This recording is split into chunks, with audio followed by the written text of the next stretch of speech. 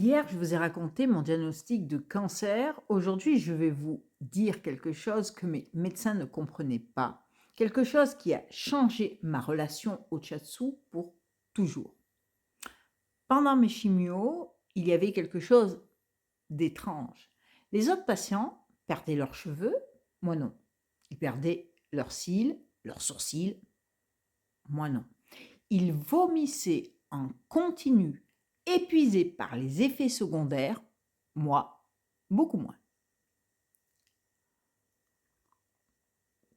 Ce n'était pas de la chance. Ce n'était pas que ma chimio était plus douce, c'était le shiatsu.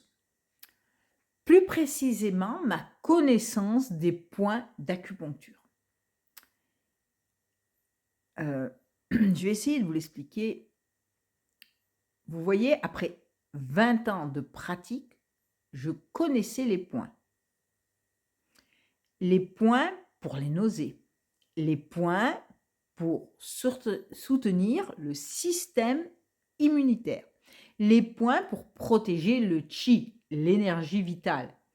Alors, chaque jour, avant et après les chimios, je travaillais sur moi.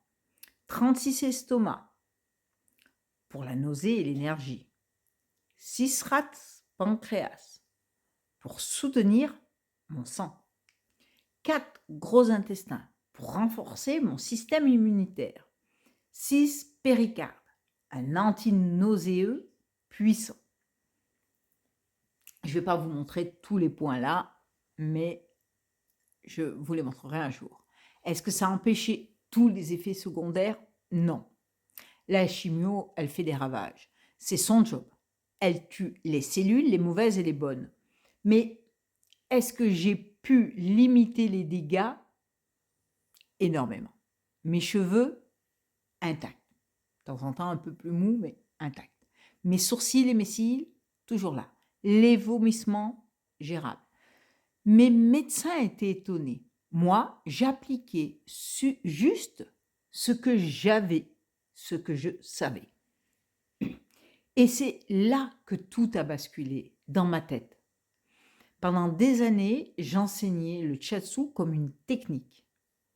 Voilà le méridien du rein, voilà comment traiter les lombalgies, voilà le protocole pour le stress, mais là, allongé dans mon lit entre deux chimios, parce que je peux vous assurer que je l'étais, le shiatsu n'était plus une technique, c'était ma survie.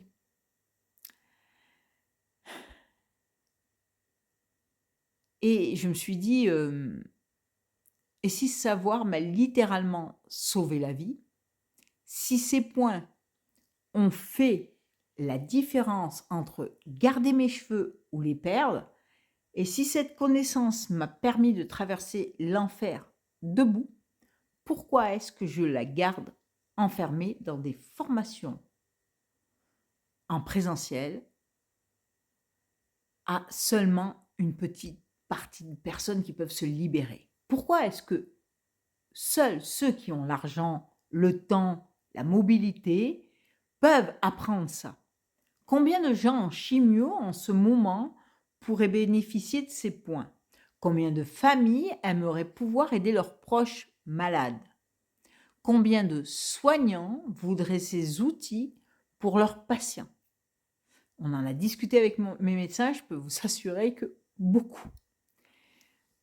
C'est là que ma mission est devenue cristalline. Je n'allais plus former des praticiens pour former des praticiens. J'allais transmettre des outils de survie. Des outils que, je dirais, tout le monde devrait avoir. Le parent qui veut soulager son enfant malade. Ça, c'est le shiatsu familial.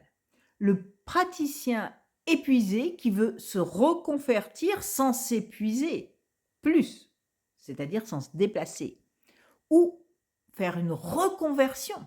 Ça, c'est le shiatsu professionnel, accessible également en ligne. Le malade qui veut reprendre du pouvoir sur son corps, ça c'est le douyin, l'automassage, les points essentiels. C'est pour ça que j'ai créé des e-books. Pas parce que c'est tendance, hein, mais parce qu'un e-book, tu le prends et tu peux le lire dans ton lit d'hôpital. Tu peux l'avoir sur ton téléphone pendant une chimio. Tu peux apprendre un point anti-nausée à 3 heures du matin quand tu ne dors pas. Le shiatsu m'a sauvé littéralement. Et maintenant, mon job, c'est de le rendre accessible à tous ceux qui en ont besoin. Pas dans 6 mois, pas après une formation, non. Pas après avoir dépensé des milliers d'euros, mais maintenant, tout de suite, quand tu en as besoin.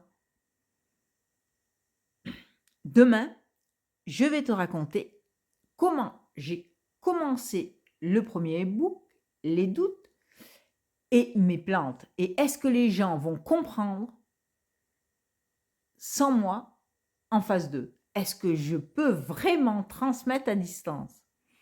Et est-ce que ça va marcher? Allez, on se donne rendez-vous demain? Je vous aime.